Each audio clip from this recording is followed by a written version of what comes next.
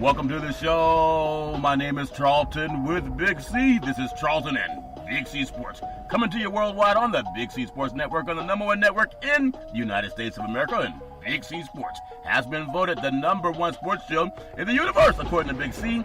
And them good old boys down south, I want to say bienvenidos to all of our listeners in Latin America, also across the pond in London, England, as well as Paris, France. Of course, you good old boys in Canada. You know we love you in Africa, the Big C drop. But there's no one we love more than the good old boys down south in the land of the free and the home of the brave on a beautiful March the 5th, 2019. Big C, how's it going for you good old boys down south?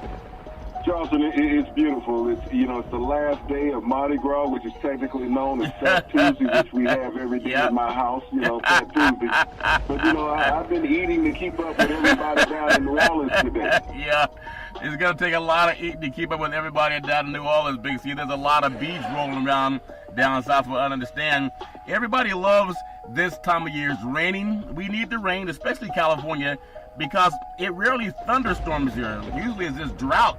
There's a lot of rain, a lot of people loving that, especially for the spring season coming up. Everybody's loving basketball. NBA basketball, we talk about the playoffs starting in about 20 games. No, they started about 5 games ago for most teams, at least in those top 10 spots in the East and Western Conference, Big C.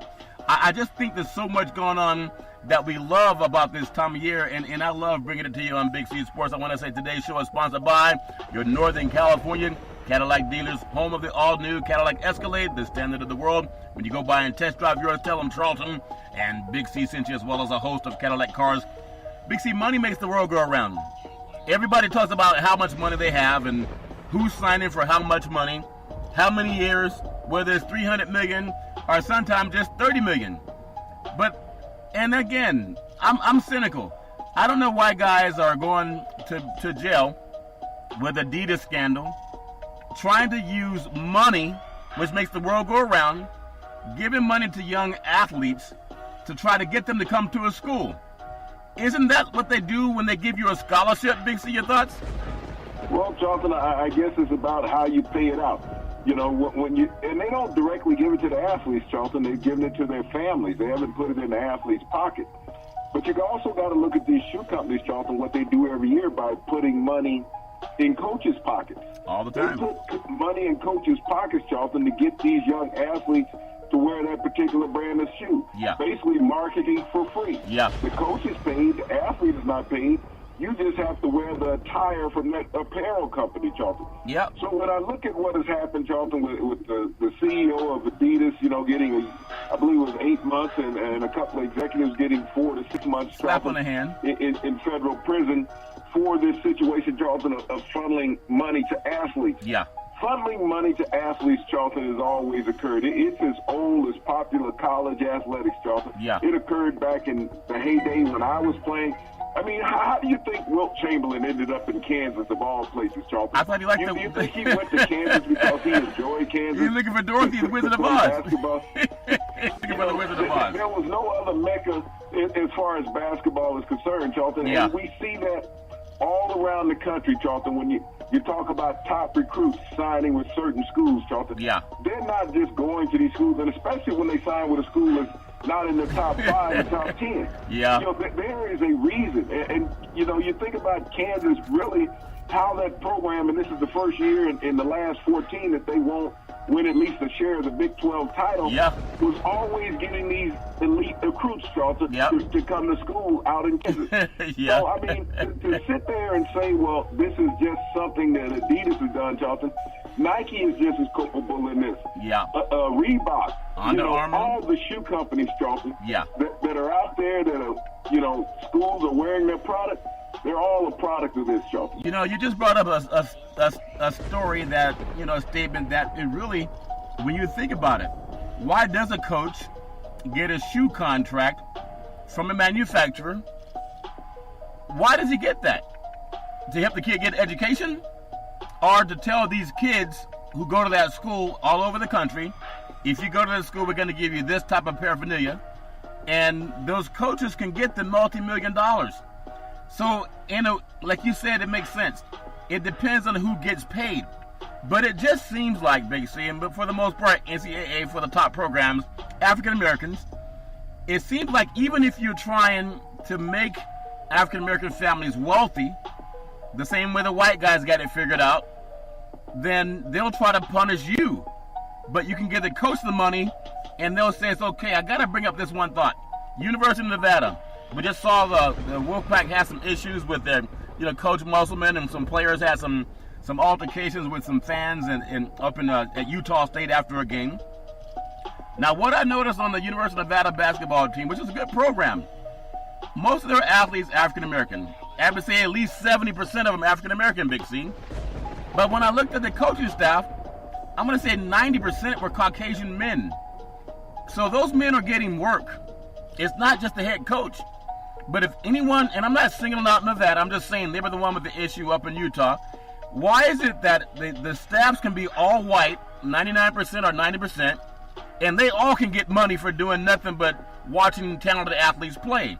Why is that not an issue, Big C? It's only the black athletes, it seems. Am I just being cynical, your thoughts?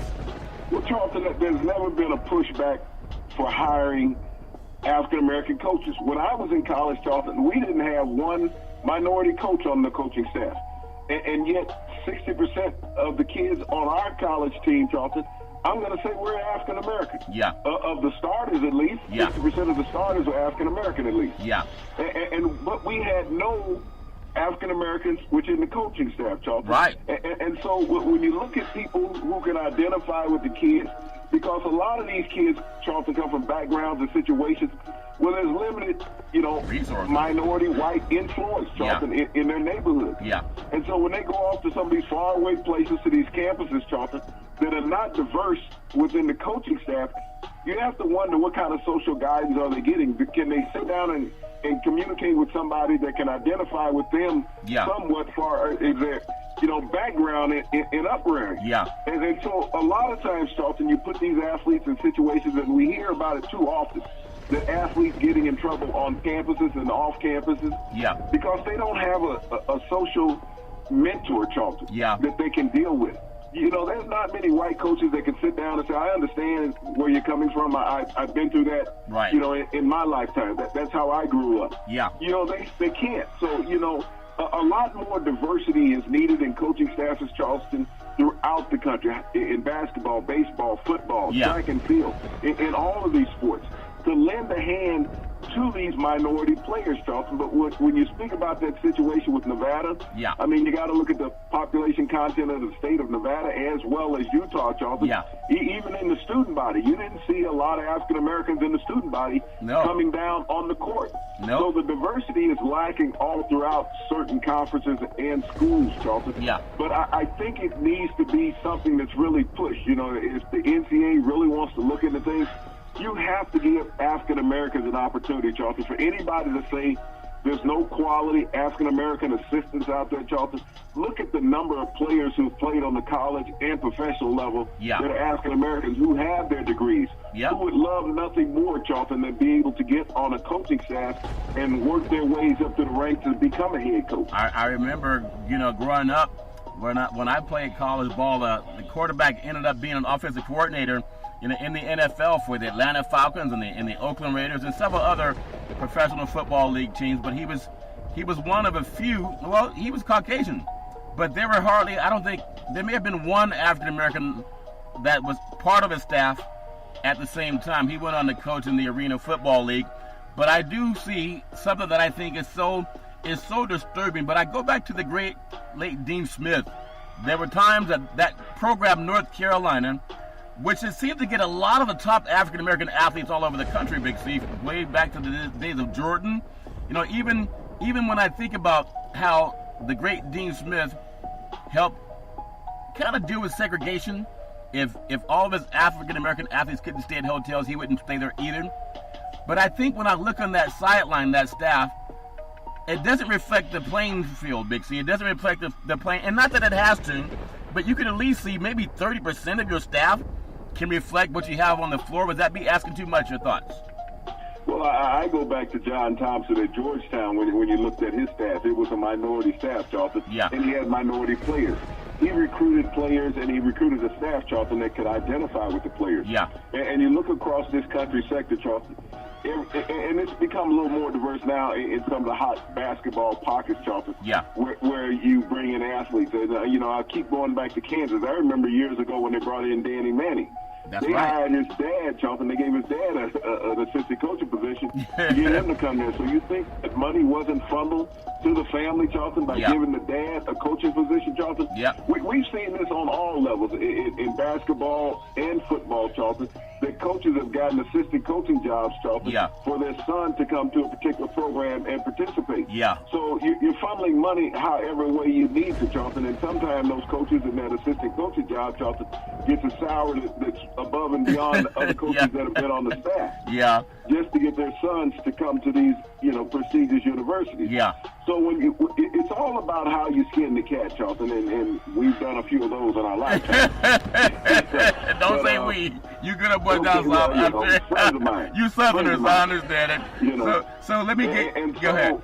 Go ahead. When you look at these situations, I mean, you just can't go out and say that athletes can't get anything. Right. And I think the decision of these courts today, Charlton, the decision came down yesterday, was another situation showing that we refuse to pay athletes. Yeah.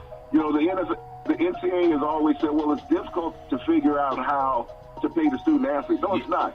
You take 10% of the coach's salary regardless of the level that they're playing on, and you disperse that between the teams, Charlton. Yeah. Each level of competition is going to be different. Each head coach's salary is going to be different. Yeah. So it's not going to be an equal playing field as far as the monies, but it's going to be equivalent to the university that they're attending and what you're paying that coach. Yep. So any way that you can stop paying African-American athletes, they're going to do it. They proved it in the courts yesterday, Charlton. They said, okay, we're going to sentence these shoe company executives because they gave money to black athletes. Isn't it ironic, Big C? This happened yesterday. When did Zion Williams Nike shoe come off? Was that about a week ago? Maybe a week and a half ago? That's a month ago. Okay, about last month. We know it happened last month. And then all of a sudden, not too surely, after that, the Adidas has, those. Maybe Nike has deeper pockets than people think. Big C, your thoughts? Well, Charlton, Adidas is their top competition. You got to realize they're the number 2 shoe company out there. Yeah. Under Armour's probably coming in at number 3 right now. Yeah. But Nike is the deep pocket shoe of the world, Charlton. Yeah. Everywhere in the world, people wear Nike shoes. Michael Jordan will continue to make hundreds of millions of dollars off of his namesake on air. Yeah. But when you think about this, Charlton, this was a lawsuit to stem the competition. Yeah. That you want to hit Adidas in the pocket, Charlton, and also slow down their marketing campaign. Yeah. Because their executives are the ones that are convicted. Yeah, and remember Converse back in the day, I think they were bought out, I believe. I could be wrong. They're owned by Nike, Charlton. Nike, Converse in the 70s and 80s, used to be the shoe. early 80s, was the shoe, Charlton. Yep. Of the NBA and college basketball. If you go back and you look at photographs in the 60s, 70s, and 80s, you see everybody wearing Converse. Yep. Converse, lost its momentum when Air was created, Charlton. Yeah. When Nike Air was created. Yeah. And so since they lost so much of a market share, Nike just went and bought them up and made them a part of their company. Yeah, that's a shame how that happens. I just think about the optics, Big C, the optics that I saw at Nevada with a good program, a top 20 program for sure. Many times of the year they were a top 10 program. When I look at the staff, man, it's like business as usual. Any black players get some money, somebody's got to get fired or they punish the school. Big C, I want to talk about one more thing because you said it's how you get the money. President Trump was at it again on Monday when he invited the FCS football champion, North Dakota State, the Bison, and they went to the White House for lunch. Gave them Big Macs and fries and Chick-fil-A sub sandwiches, etc. That's also giving money, right? If you can't get a steak dinner and you're a college athlete, Big C, why is it okay to go to the White House and have them feed you French fries, Big C? Your thoughts? Well, Charlton, if you look under the rule and law of the NCAA, that you're not allowed to receive extra benefits. Right. And as far as free meals that somebody pays for. Now, if somebody cooks a meal, that's not considered a free meal. But if you get a free restaurant meal, Charlton, that's an excessive benefit.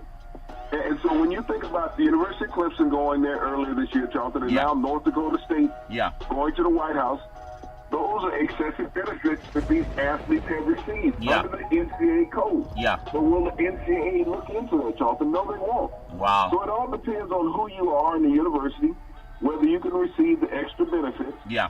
And I mean, there's been plenty of players. Go back to Dez Bryant with Oklahoma State. Yeah. When he had dinner at Deion Sanders' house, Charlton, he was suspended for his senior season at Oklahoma State. That's crazy. There's been many other athletes, Charlton, that have gone out to dinner. Yep. And they said, okay, they received an excessive benefit because they received a meal from somebody.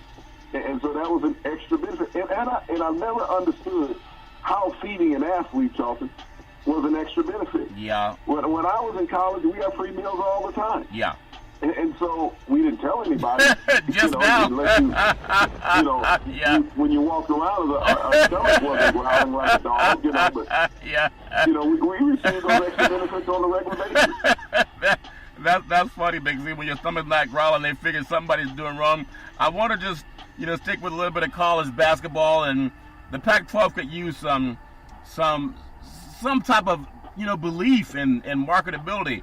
Oregon women's basketball champions, they clinched the outright Pac-12 championship for the second straight season. They were 16-2 in the conference. I think at some time they were ranked in the top 3 in the country, Big C, women's basketball. We don't know what's going to happen when they get into, to the women's March Madness. But at least the women are doing something in the Pac-12 that the men are not doing. And I know a lot of these programs would not exist if it were not for Title IX. So they can't say that Title IX is a bad thing because the men's programs that get the bulk of the money are not succeeding at the rate of the women's programs. Big C, your thoughts? Well, Charlton, with all the rain that's been going on out there on the West Coast, I guess the Ducks are the only thing out there trading water and basketball. We've talked a lot about the ladies' programs on our show. Yeah. And how prominent they are across the country, Charlton, in the Northeast and the South. Yeah. In the Midwest, and now on the West Coast with the Lady Ducks out there in Oregon, Charlton. And you spoke about it. Their second consecutive conference title outright. Yeah. That means that they've gone out there and dominated the Pac-12. Yep.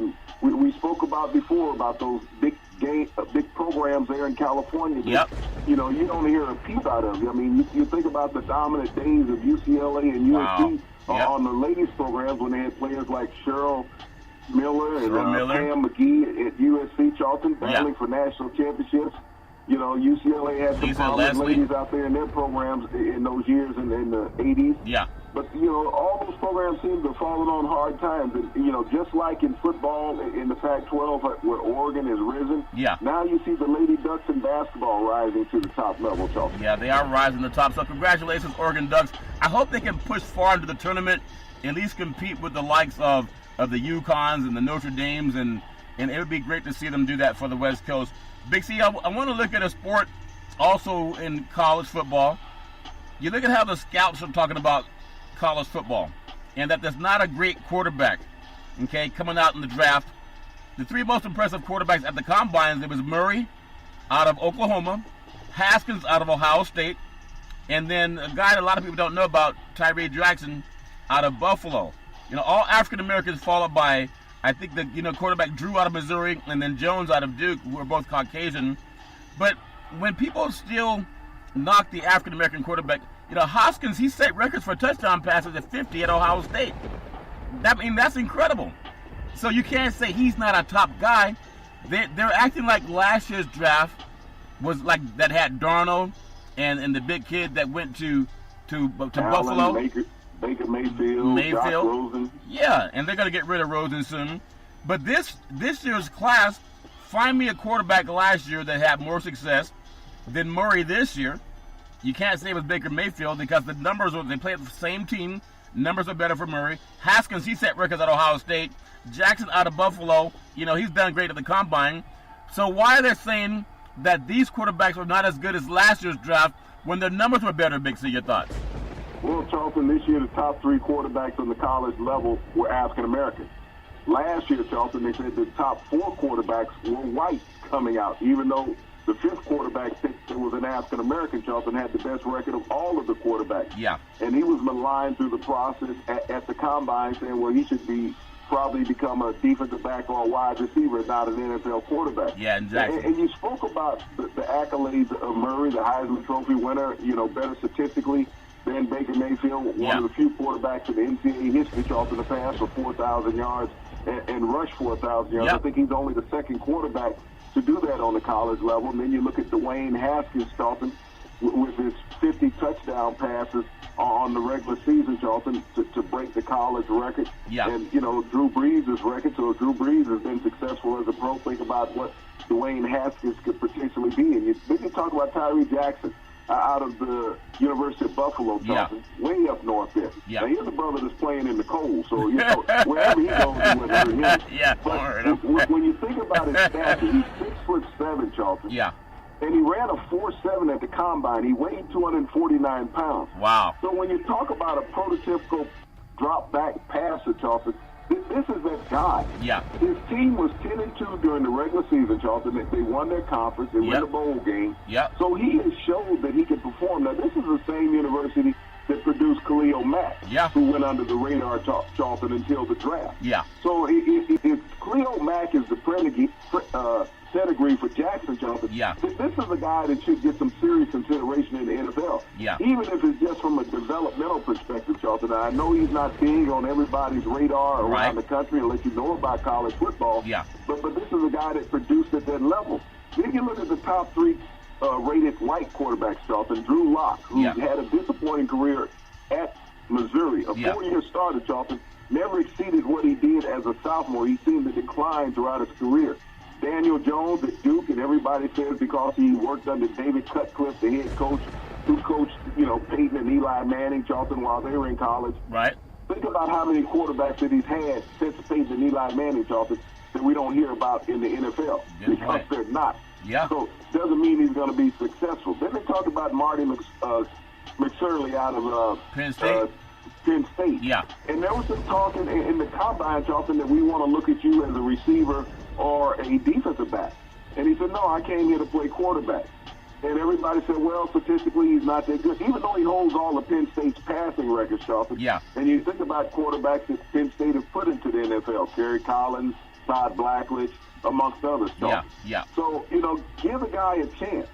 But, you think about that. You did not hear any drawback, Charlton, from the combine versus the white quarterback. Yeah. But they were kicking the black quarterback so hard, Charlton, they were looking at hair follicles. Yeah, they're looking at hair follicles. I want to ask you a question, too, because Ohio's a big football, it's a big football factory state, especially for Ohio State University.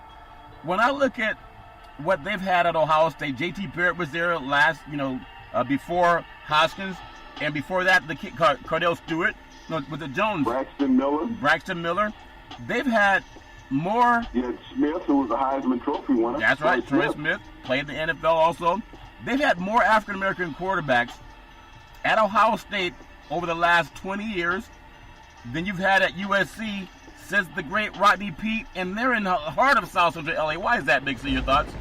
Well, Charlton, because they want to play the talent. And you think about Cordell Jones, he's still in the NFL. He's a backup to Phillip Rivers in San Diego. Yeah. So they have produced some talent at that position, Charlton, over the past decade and a half at Ohio State. But the thing about it, Charlton, big-time programs want to win, and you put the best athlete on the field at that position. Yeah. Urban Meyer has gone out, and he even had Terrell Pryor, who played quarterback at Ohio State prior to becoming a wide receiver in the NFL. Yeah. So they have put the talent on the field, Charlton, that is best suited winning. And when you think about the number of African-American college quarterbacks, Charlton, that win, that their teams are in bowl games. It's even like in the NFL, Charlton. If you look at the African-American starters in the NFL, there were 9 African-American starters last year in the NFL. Yeah. You realize that there were 12 quarterbacks who started in the playoffs, Charlton? Wow. 12 quarterbacks. 5 of those 12 quarterbacks, Charlton, were African-American. Wow. So if I'm looking at the percentage of success in winning, Charlton, if I want to do that, the percentage of starting an African-American quarterback in the NFL and making the playoffs, Charlton, was at 60%. Wow. 60% of the starting NFL black quarterbacks made the playoffs. Yeah. Now, you contrast that, Charlton, to the white quarterbacks in the NFL. All right? That meant that there was, 21 white starting quarterbacks in the NFL? Make that 23. 23, yeah. White starting quarterbacks, Charlton. Yeah. 23. And only, what, 8 of them made the playoffs? 8 made the playoff, yeah. Make that 7. 7 made the playoffs. Yeah. So you're talking about 30% of the white quarterbacks, Charlton, starting in the NFL made the playoffs. And 60% of the black quarterbacks starting in the NFL made the playoffs. So you got to look at the feeder fields, which are in college, Charlton. Yeah. And it is proven fact that a black quarterback, if you start him in the NFL, you have a greater chance for success than what you do if you start a white quarterback, Charlton. Based on numbers don't lie, and the NFL is based on numbers. It's amazing how that stat gets highly overlooked, even in the perception of how people are treated. It does get overlooked, and I'm glad that we have the chance to bring it out on the Big C Sports Show. I want to, when you think about numbers and stats that may last forever, I think that's important. You can oftentimes predict the future by looking at the past, Big C. And when you think about that, I just want to get the thoughts. If you think about 15 college football records that may never be broken, I mean, you have players coming on every year. What we just saw at the combines, guys that are, 6'4", 6'5", 6'6", 290, 300 pounds, running 4'6", 4'7", 4'4". That's incredible. So athletes are getting better. But even with that, the evolution of the better athlete, 15 college football records that may never be broken. I'll spit them out to you. I just want to get your thoughts. 94 for 94 extra point kicks by Roberto Aguero out of Florida State in 2013. I don't know if anyone can go 95 for 95. They would have to beat his record. Your thoughts? Well, Charles, just 94 kicks alone. I mean, if you're including touchdowns and field goals, normally that's what you get from a kicker. But we're talking about touchdowns that were scored by a team in one season. And Aguero down in Florida State, and that's when Jameis Winston won the Heisman Trophy, Charlton. Yeah. Just a phenomenal kicker, Charlton. You think about the pressure the kickers are under. Think about how many critical kicks that were missed in the NFL this past year, Charlton. Oh, you can use a kicker like that. Hello, Chicago. Chicago, can you hear me now? Big C, 3 punt returns for touchdowns. Antonio Perkins, Oklahoma State in 2003 versus the great UCLA fight. Your thoughts, Big C?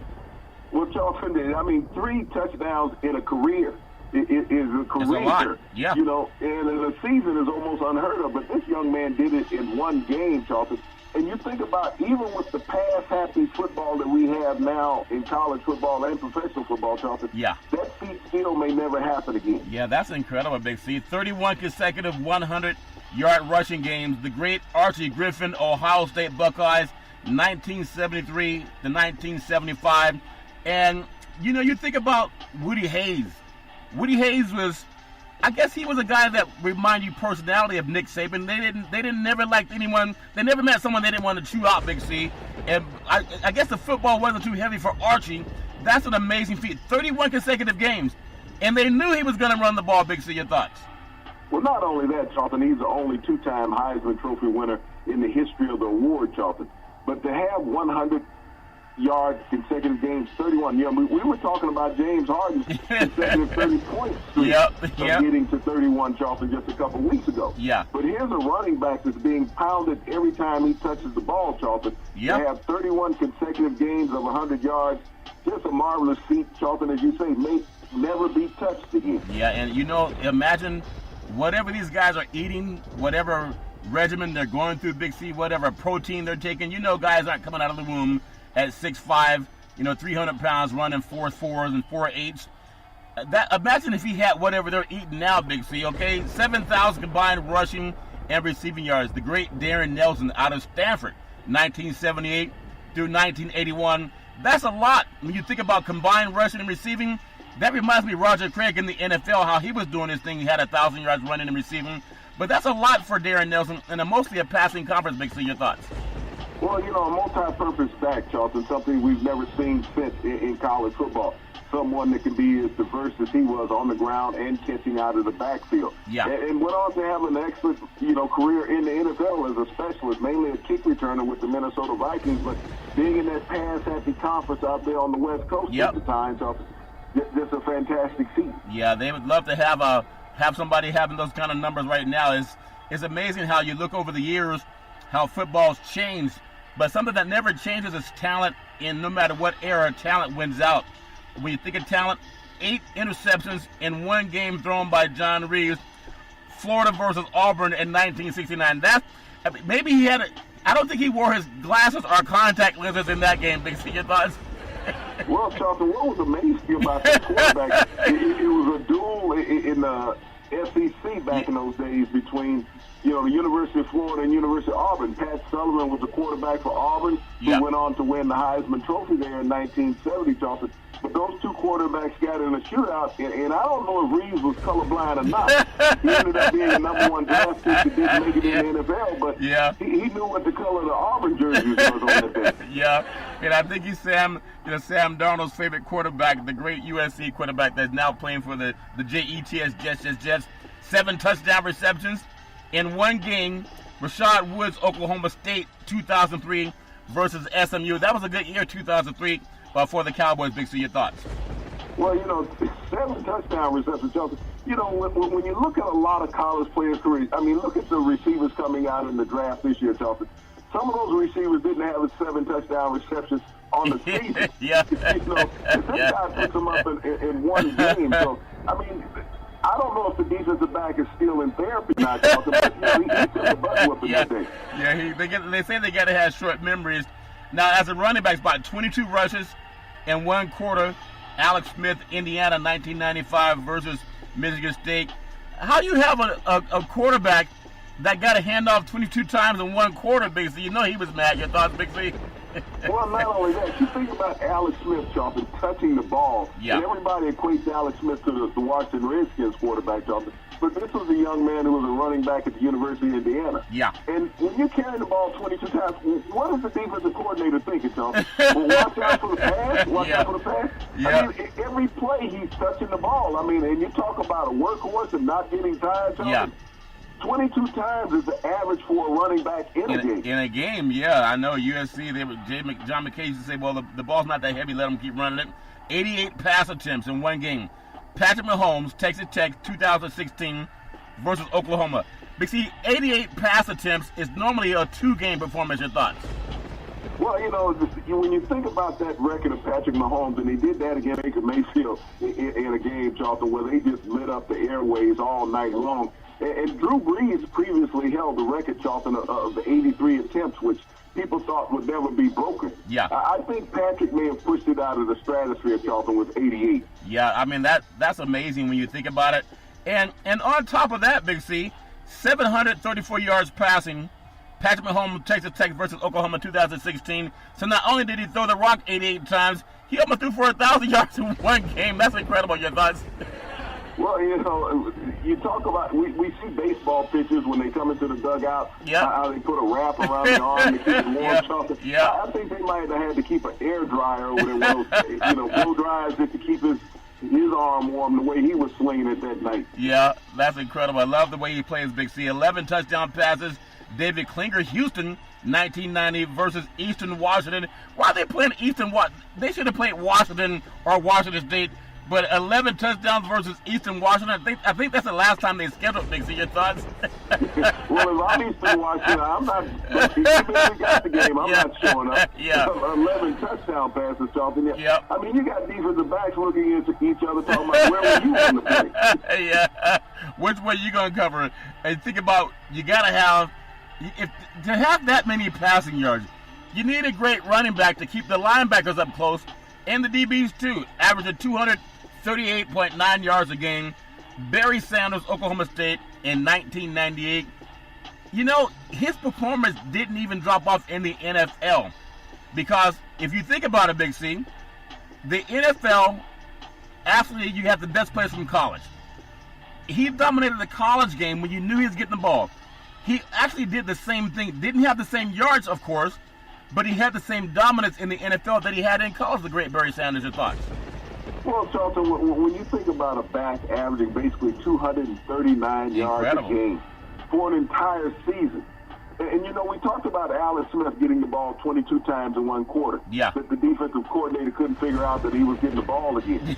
And you think about, as a defense in college, when Barry Sanders was accumulating all those yards, when you're sitting up in your meetings, Charlton, and they say, well, you know he's going to get the ball, and you tell the coach, there's nothing we can do about it. Yeah. Okay? Nothing you We're can do. hoping he doesn't get 300, okay? We know he's going to get 239. Yeah. We're just hoping he doesn't get 300. I mean, so if you held Barry Sanders in college that year, Charlton, Yeah. to 220 yards, you did an outstanding job. Yeah, I thought that brother was amazing. Houston amassed 1,021 yards and scored 95 points against SMU in 1990. That's about a lot of in-state hostility, Big C, when you get that many yards and that many points against an in-state rival. Your thoughts? Was that a basketball game? I thought it was basketball, but I looked it up. It's a football score, Big C. Well, you think about those yards, Charlton, and that's when they had Andre Ware, Heisman Trophy winner, Yeah. at quarterback. And they went across town. Now, you got to realize at one time SMU was a once promising program when they had Ron Myers as the head coach. Yeah. They had the Pony Express with Eric Dickerson and Craig James down there. Yeah. Probably one of the best teams in the country, Charlton, that never got any recognition. Yeah. But years later, Charlton, I guess after Houston and the Warehouse went down there and hung up, how many yards was that again? Yeah, he had 1,021, Big C, in one game. 1,021 yards. Can you imagine everybody on defense, Charlton? Yep. They're probably still in therapy. Still having nightmares in therapy, Big C. But what they really needed and what they had, you think about the great protection they had by the offensive line. Well, 0 sacks allowed by Nebraska's offensive line the 1995 season under the great Tom Osborne. Now, I know you can get kids from L.A. and Texas and Florida to go to Lincoln and play football because they like the ocean, but there's no ocean in Lincoln. What made them all go to Lincoln, Big C? Your thoughts? Well, there's an ocean of corn out there. Charlton. You ever see the cornfield? Yeah. That maize is waving back and forth when it gets dry. You think about that, Charlton. Not allowing a single sack for the entire season. No, Incredible. That has to be the greatest offensive line ever put together in 1995 by the Nebraska Corn Hunters. Yeah. They competed for a national championship, Charlton. They had Tommy Frazier playing quarterback for them under that great Tom Osborne team. But, Charlton, I mean, you think about that, getting that type of praise, and you can only give one offensive lineman the Outland Trophy, but I think they should have went as a collective group that year to the University of Nebraska. They blew out Florida in the national championship game. 178 total career touchdowns. Case Keenum, Houston Cougars, 2007 to 2011. That boy was throwing the rock in college, Big C. Your thoughts? Well, Charlton, we know that's a record that will never be touched. When you think about 178 touchdowns pushed across the goal line by one individual in college, Charlton. I mean, we just saw Dwayne Haskins throw 50, but he only played 1 year in college football. Case Keenum put the 4 years together, Charlton, and was able to accumulate those touchdowns. But I don't think we'll ever see a great quarterback, Charlton, go 4 years in college again. And with Dwayne Haskins being the only one to touch 50 touchdowns in a season, Charlton, it seems to be a record that won't be eclipsed. When you think about running backs, it's a lot up in the great Midwest.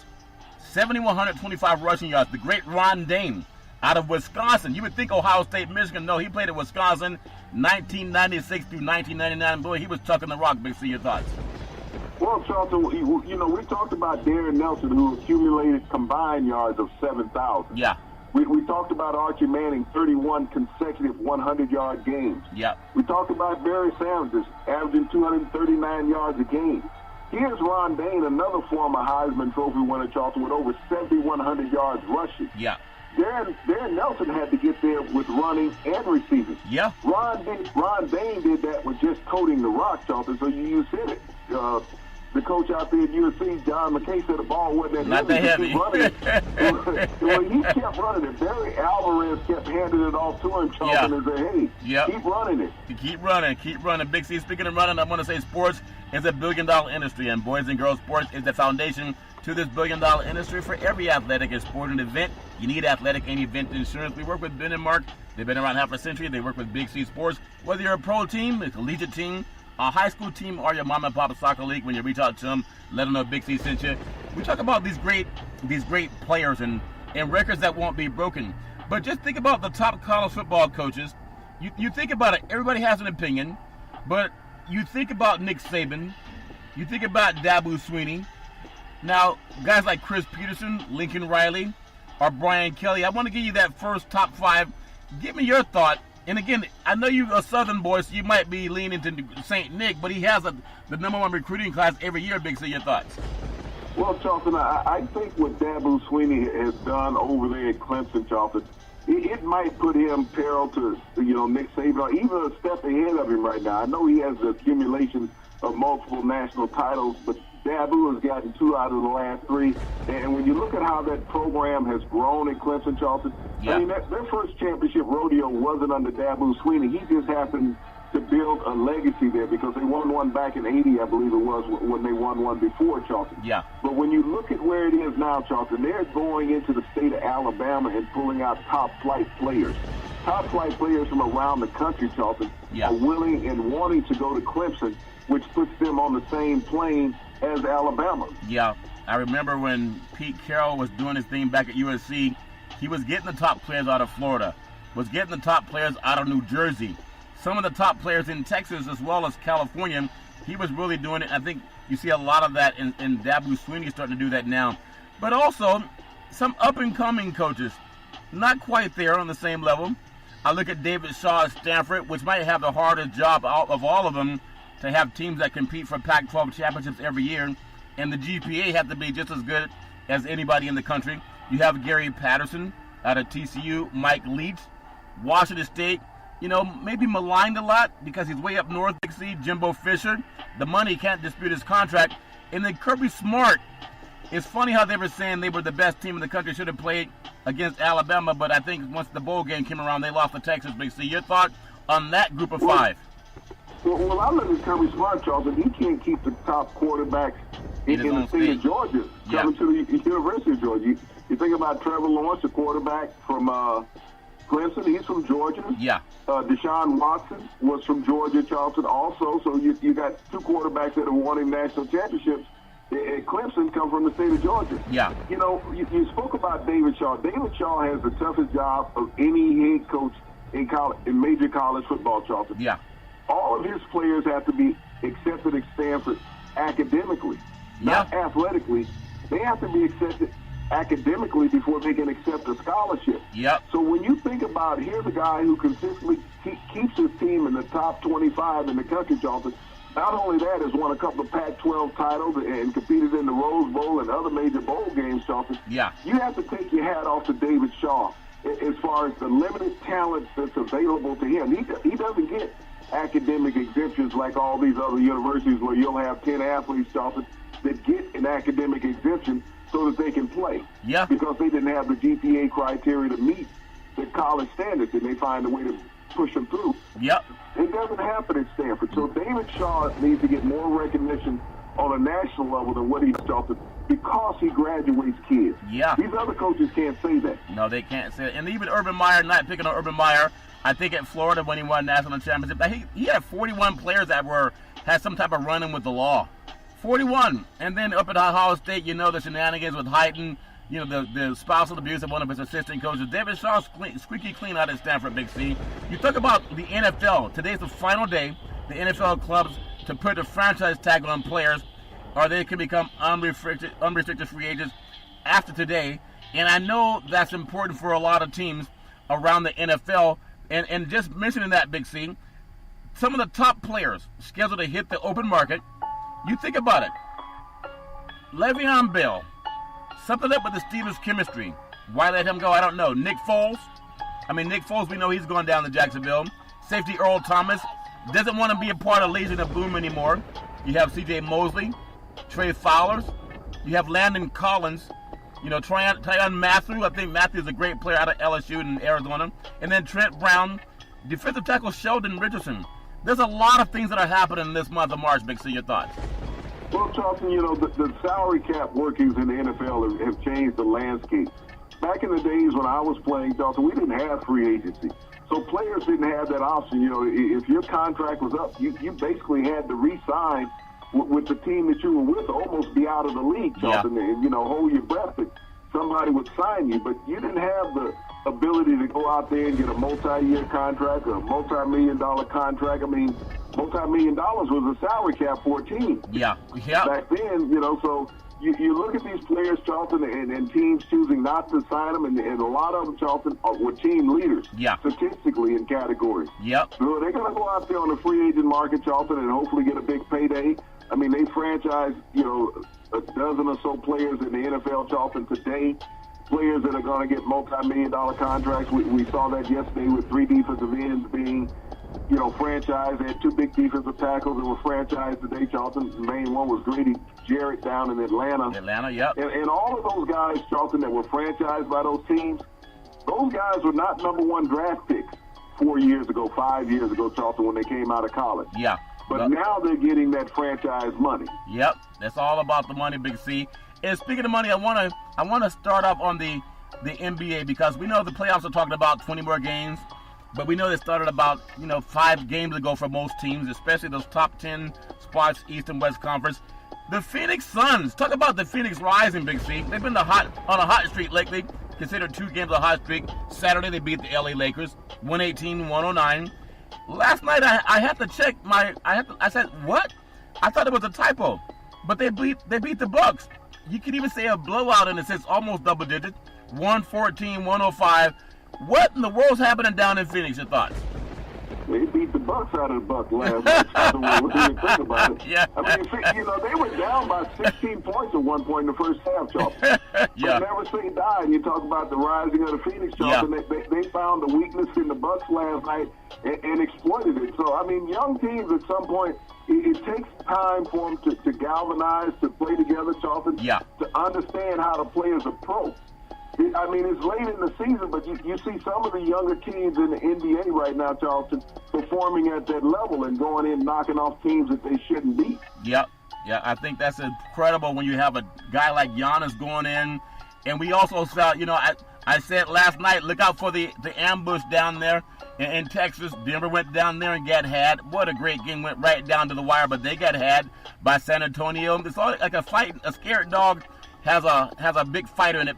And I think that they took that game lightly, but then something about Coach Pop knows how to call the right plays and pull the right triggers down the stretch. Down in L.A., La La Land, there's so much in L.A. that you can do. It's not like a small market where everything's centered around just basketball, even though it is Laker Nation, more than the Rams, more than the Dodgers, more than the Clippers, of course. But the Clippers put their foot on the Lakers' throat last night, 113-105 victory.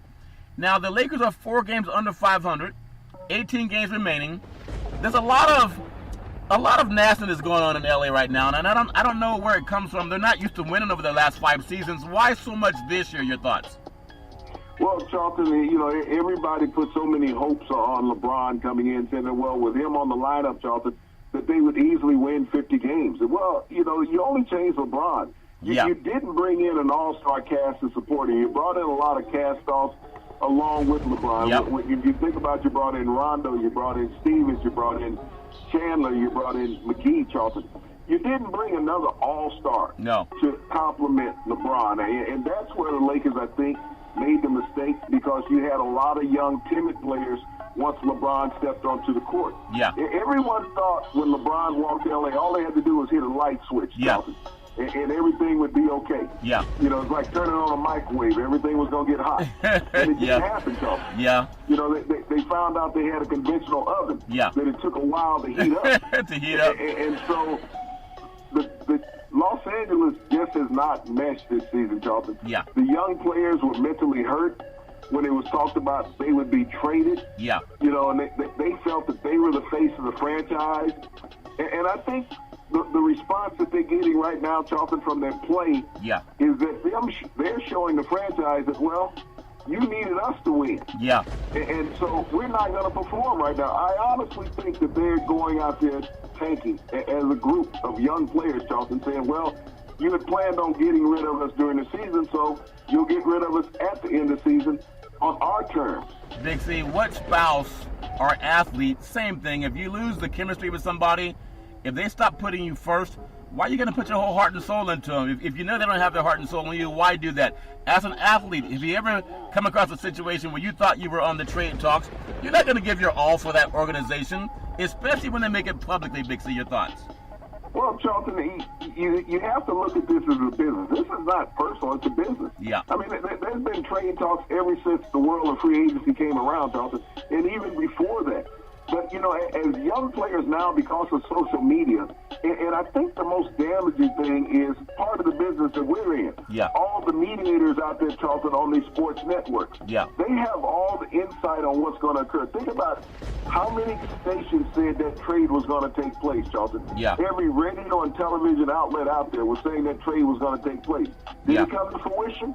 No, it didn't. No. So all of those guys had egg on their face because they're all experts. Oh, this story's guaranteed to happen. I guarantee it. My sources tell me. Yeah. You know, Richie Paul is destroying the Lakers. Yeah. Richie Paul has nothing to do with the Lakers, Charlton. No. He's not representing those young players on the Lakers. No, he's and not. when you look at those guys and they're not playing defense, they're not playing offense, LeBron is still going out there, Charlton, getting his production night in, night out. He's getting his 27 points. He's getting close to a triple-double every night, Charlton. Last night, Rondo had a triple-double in the game. Yep. But the rest of the players, you're not getting that productivity. You're not getting 20-point games, Charlton, out of those second- and third-year players on the Lakers roster. No, you're not. That's the problem you have. Yeah, that's true, Big C. It's all about, we know there's going to be some changes in L.A. I will say one thing. As much as I like LeBron's game, and again, maybe he was looking to check out something on the side on the shot clock. But there are times when Walter McCall huddle, and I saw him revert to the same thing he would do back in Cleveland. He, as a leader of the team, maybe the face of the NBA, he's 5 feet out of the huddle looking backwards. I mean, looking away from it. If you're the leader of anything, and people don't have to like what I'm saying, if you're the leader, be the one that sets the example. I hope that makes sense. Big C, on Monday night, Dwayne Wade became the NBA's all-time leader and blocked shots by a guard notching his 1,152 blocked shots of his career.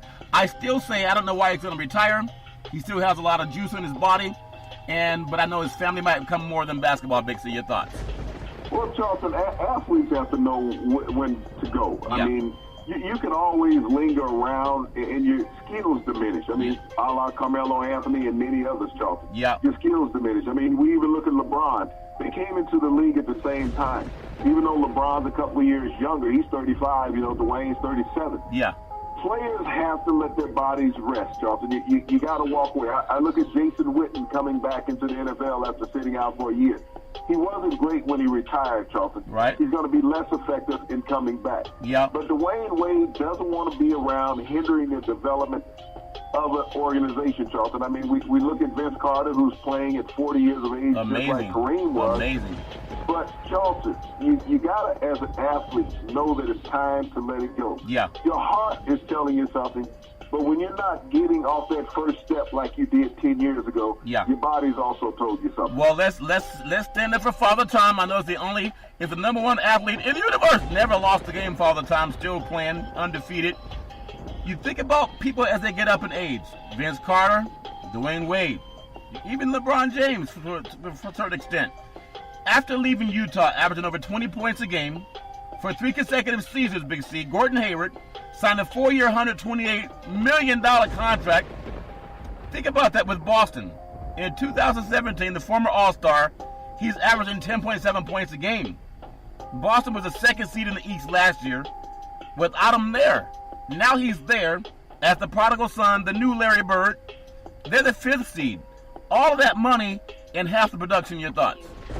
Well, Charlton, I look at how the media beats up on LeBron James, saying that he was supposed to make the Lakers a better team. Here's Gordon Hayward, who's a perennial all-star in the West. Yeah.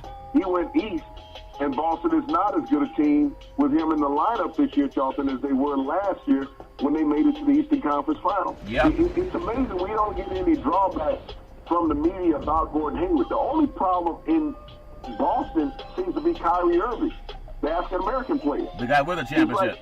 It's almost like Gordon Hayward is the Saint because here's his numbers down, Charlton. He's averaging, 10 points a game? 10.7, yeah. 10 points a game this season. Yeah. No one is saying, well, he's averaging half the points he was when he was an all-star in Utah. Yeah. He comes to Boston, Charlton. He's averaging half the points he was in Utah, getting that all-star money. Yep. The team's record is much less than what it was last year. making the Eastern Finals. They were the number 2 seed, Charlton, in the East. Yeah.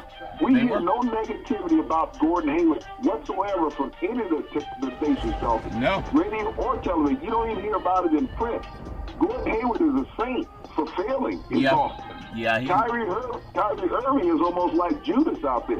They're ready to crucify him at every turn, saying that he's a cancer with the team. Yeah. But Gordon Hayward's doing nothing wrong with his point production being 50% of what it was 2 years ago. Yeah, that's pretty bad. When you look at the Eastern Conference, Milwaukee, the top seed, how they lose to Phoenix, that tells you how volatile the NBA is. You could be the top seed, lose to a team with the worst record in the Western Conference. Toronto Raptors, number 2 seed. Indiana, number 3 seed. Philadelphia. I mean, these teams, Philadelphia and Indiana, I like Philly. I'd be more afraid of them in a playoff game, but Indiana has them by one game. You have Boston, Detroit. You have Brooklyn, which is a team that can upset somebody, but not going to win maybe more than the first round if they get past the first round. And then you have Orlando's coming on strong, but they're under 500. At 30-35, an under 500 team still looking at a playoff spot. As we swing across to the Western Conference Big C, everybody is looking at this chase. Golden State, top seed, followed by Denver that lost down at San Antonio. OKC, they're starting to slip a little bit, and they're Portland on their trails. Houston, I like Houston, but I don't see them getting into the finals this year. The Jazz, the Clippers, San Antonio, and then you look at the Kings, they still have a dream. But the Lakers, obviously, seem like they're out of it. Big C, your thoughts? Well, Charlton, that West Coast is going to be a tough fight for that last position. I know everybody keeps counting the Lakers out. But what, are they 4 games out of, the 8th seed, Charlton? Yeah. Oh, but, they got 18 games left, Charlton. Yeah. They have to win of that 18 games. They got to win 11 games, Charlton, to make the playoffs. Yeah. That's not impossible because, we were just talking about Gordon Hayward. And how the media looked at him and Kyrie Irving and even LeBron James. Think about if LeBron James' point production, Charlton, was down 50% of what it was 10 last points year. a game, yeah. How much vitriol would there be in the media towards LeBron James than there is now? I mean, right now you would think that he's the most hated player in the NBA from the media perspective. Yeah. Because he did not make all their predictions of the Lakers winning 50 games come true. Yeah. There's not a media outlet out there, Charlton, that did say that the Lakers would not win between 48 and 50 games. Yeah. They were all saying that. Yep. And now, since all their predictions did not come to fruition, LeBron James is a bad guy. He's destroyed the organization. Yeah. And I don't know if they remember Kobe Bryant's last year in the NBA, Charlton. Yeah. I don't think that the Lakers even made the 8th seed in the playoffs. But no one talks about the Mamba. Yeah. He didn't make the Lakers any better, Charlton, in the latter part of his career. Chased everybody away. They have not made the playoffs in 6 years. Kobe's not that far removed from the game. Yeah. So all of those people talking about how great Kobe was, ask what did the Lakers do the last 2 years he was there. Yeah, they turned the other cheek while he was, hey, it's all about me. Big C, tonight's schedule, Chicago at Indiana, big game for Indiana. Orlando at Philadelphia. That's going on right now. That's going to tell us a lot about that Orlando team, scraping at the bottom. But they did knock off Golden State. I mean, you think about that. Houston at Toronto, the game of the night, across the border. Want to get your thoughts on that one. And give me your thoughts. Houston, they got a chance tonight. Big C, your thoughts? Well, it's going to be close. It depends on how far James Harden steps back across the border, Charlton, to get off the shot. Yeah.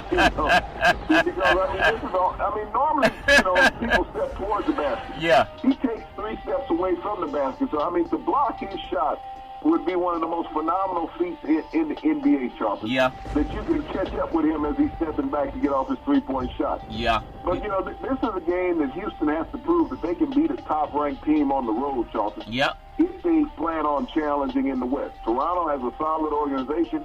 I don't know if Kawhi Leonard's playing tonight. If he doesn't play tonight, Charlton, you got to give Houston the advantage in this game. You look at Portland at Memphis, should be a win for Portland. Oklahoma City at Minnesota. Minnesota's, my goodness, on paper, they should be a playoff team, but they just don't have that. There's something missing, chemistry, whatever it is. I want to bring it to the final game tonight, though, on the West Coast. Boston at Golden State, and I don't think Thompson's playing tonight. Boston, we just talked about Hayward with 10 points a game. That has all the sexiness of an NBA Finals preseason. And even when Golden State went back to Boston and beat them in Beantown by a low score, close margin. Your thoughts at the Coliseum tonight with Boston taking on Golden State? Looks like it should be another win for Golden State, but you never know, Big C. You never know. Your thoughts? Well, Charlton, it's always a problem when teams come from the East going out west to play, Charlton, because of the time difference. That tip-off is normally a 10:30 tip-off as far as their body clock is concerned, Charlton. But this is a game that people thought would be a prelude to the NBA Finals, Charlton. Yeah. The way Boston made a run last year and came up short to Cleveland with LeBron being gone out of Cleveland now, Charlton. But they've rescinded also, Charlton, dropping down to the 5th seed in the East. Yeah. So they haven't gotten it together as a team. I think they've stunted the growth of the young players, Rozier, Brown, Tatum, Charlton. Yeah. They played, excellent basketball last year, Charlton, to take Cleveland to a Game 7. Yep. Now these players are not getting the time on the floor, Charlton, and Boston's just not getting the wins that they had last year. Yeah, it looks like it should be a Golden State win. There's even talk of bringing Bogut back into the lineup for Golden State for their playoff run. Big C, back in the day, there was a man by the name of Drew Boudini Brown.